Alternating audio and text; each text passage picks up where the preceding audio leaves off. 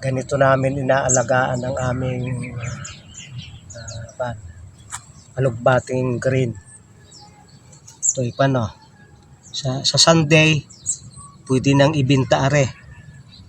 Ang putol ay dito, mag-iwan ng 4 na dahon para yung mga naiwang yan ay lumago. Kung pansana, pwedeng dito putulin no. Pag lumago ito ng hanggang ganyan, pwedeng itong putulin para maraming maging sanga. Kaya 2 weeks lang, full pack na itong ang talbos itong aming kuwan na ito. At ang aming pataba ay itong ipot ng manok.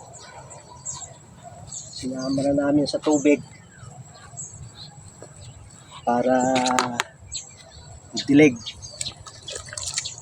Sura niya no. Kalagay dyan, sinama ng tubig, hinalo. Pag liquid na kasi, mas madaling pakinabangan ng kwan. Kailang pag-aabuno.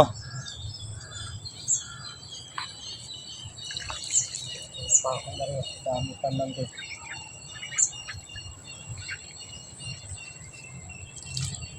Yan.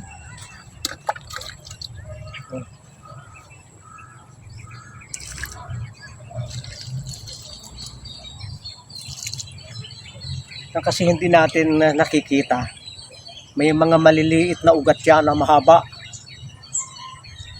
Kung saan nakakaabot yan. Nanginginain, parang bulate. Naglalayas yung ugat, naglalayas din. Nanginginain. Kaya pag maraming mga nabubulok na bagay dyan, ay di maraming pagkain.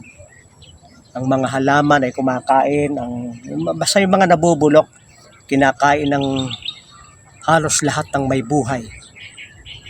Lahat waring may buhay ay kinakain yung mga nabubulok.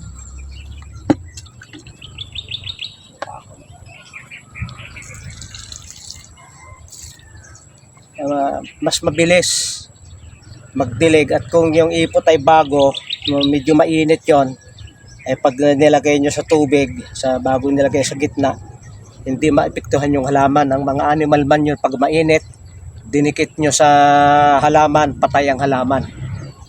Kaya huwag kayong basta-basta magdidilig.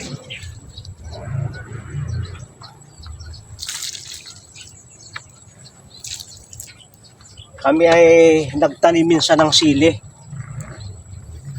Ay kwan, parang 1 kilo ay 300 pesos, yun ay 15 years ago. Mahal ang ibig sabihin. Kinikwinta-kwinta ko ng aking bibilhin. Ako na'y wala pang sasakyan, sabi ko'y makakabiliwara ko ng sasakyang maganda. Ayun ang mga aking pinagkatiwalaan. Sabi ko, ilalagay mo ng ipot, ilalayo mo sa puno ng ganyan ha. Huwag mong ididikit. Ay di, kuha na. Oo daw. Kung mga 2 araw, ako'y bumalik. Pagkababa ako sa sasakyan, malayo pa ako, mga 100 meters pa. Naran yung inutusan kasi kayo, ito, tayo na! Bakit po, Pastor? Ay kararating mo lang. Tayo na. Pati yung mga gamit mo, dalhin mo na. Bakit po? Patay na yan. Tinamot lang lahat. Ay, napakaraming bunga. Sabi ko, kung ako'y sinunod mo, at yun man ay mali, wala kang problema, at akin namang halaman yan.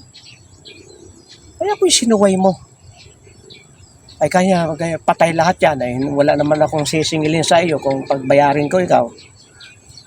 Ay nalugi tayo ng napakalaki sapagkat na mahal. May malaking kung sa atin na susunod sa instruction. Ang ipot hindi dinidirekta sa puno.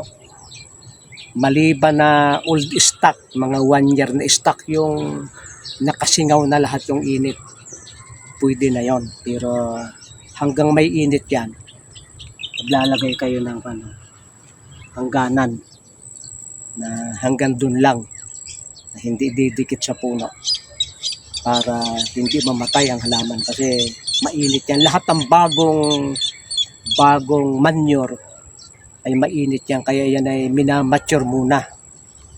Maaring itambak ninyo yan, tapos ay ispirehan ng yeast, yung dry yeast, lalagay nyo sa tubig na maligamgam, tapos ay ihalo sa tubig, magdamag, lagyan pa ng kaunting sugar para dumami, at yun ay ididilig ninyo sa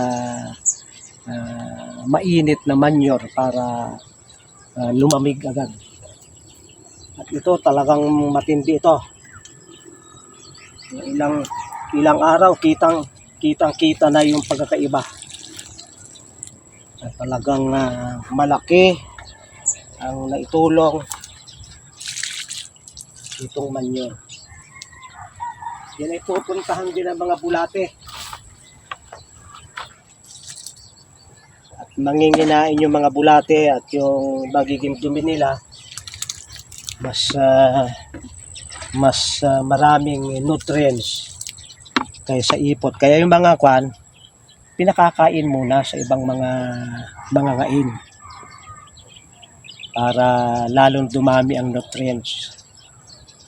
Kung may bulate, ipakain muna nyo sa bulate bago ilagay sa halaman yung dumi.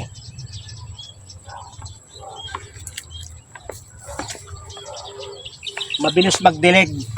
Pagka inyong dinorog at ng ganyan na kalinya, kahit isang hektarya ay 2 lang ang magdilig maghapon. Tapos yan, basta maraming timba na kwa, laman ng gayon yan. Nakalinya, ito hindi namin mailinya at may mga halaman dati na. Kahit kanlong, kahit kanlong ay gumaganda.